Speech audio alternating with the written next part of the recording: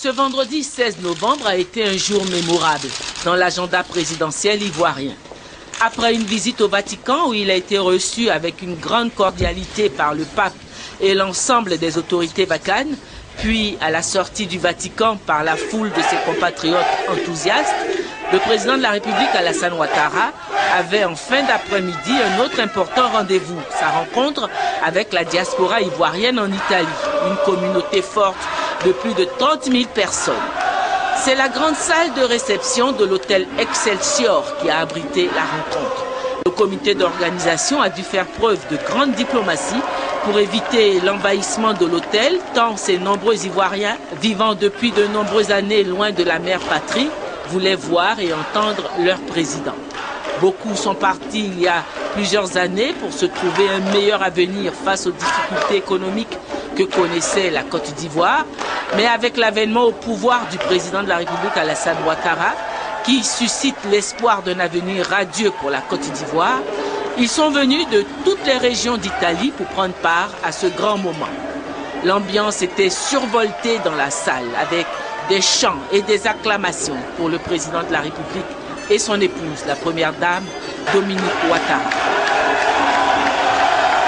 En chœur et avec une grande ferveur, l'hymne national est chanté par toute la salle.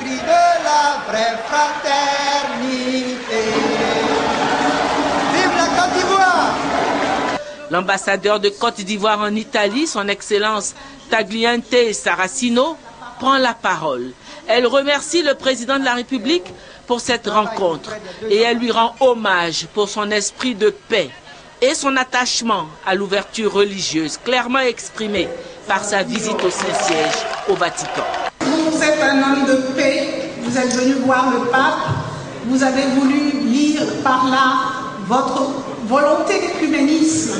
Dans la salle, toutes les religions sont présentes.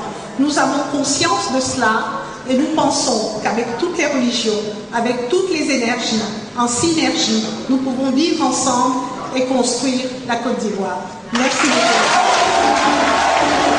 Au nom de tous les Ivoiriens vivant en Italie, leur porte-parole, Cissé Seydou, également président du comité d'organisation de cette rencontre, exprime au président de la République leur soutien et leur affection et les espoirs qu'ils placent en lui. Les filles et les fils de cette auguste assemblée, représentant de toute la diaspora ivoirienne, vous congratulent en vous remerciant pour la dignité et la fierté retrouvées. Tous, nous adhérons au processus de réconciliation et de reconstruction de votre gouvernement pour une Côte d'Ivoire fraternelle et prospère. Monsieur le Président, sous votre égide, la Côte d'Ivoire retrouve son lustre d'antan. Aujourd'hui, Monsieur le Président, vous êtes l'espoir de la nation ivoirienne.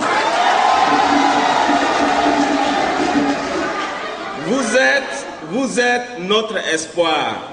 Il présente quelques doléances, notamment l'accès aux logements sociaux qui seront construits dans le cadre du programme gouvernemental pour les Ivoiriens résidant en Italie, la création d'un secrétariat général pour les Ivoiriens de l'étranger, la possibilité pour les Ivoiriens d'Italie de recevoir les programmes de la RTI.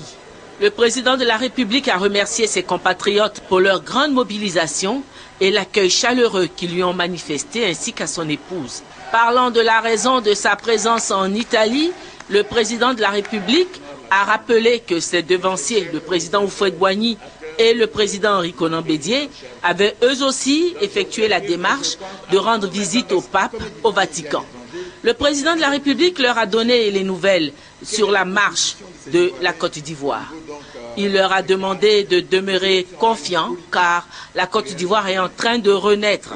Il leur a parlé de tous les grands projets qui sont lancés dans tous les secteurs de l'économie pour redonner la prospérité à la Côte d'Ivoire. Monsieur le ministre d'État, ministre des Affaires étrangères, bien sûr, Madame la Première Dame, ma chérie Dominique Ouattara, comme on dit, les nouvelles sont bonnes.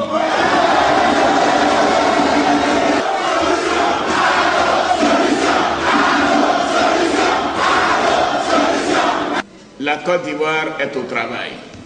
Oui, la Côte d'Ivoire est au travail. La Côte d'Ivoire est au travail, les Ivoiriens sont au travail. La Côte d'Ivoire se rassemble, les Ivoiriens se rassemblent comme un seul homme, comme je vous le disais. La sécurité est revenue, la situation s'est normalisée et l'État travaille. Nous avons un taux de croissance de la richesse nationale cette année qui ferait rougir beaucoup en Europe.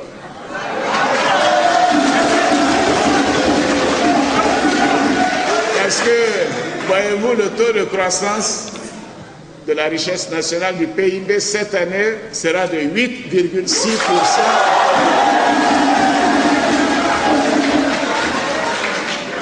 Et l'année prochaine, nous serons à 9%.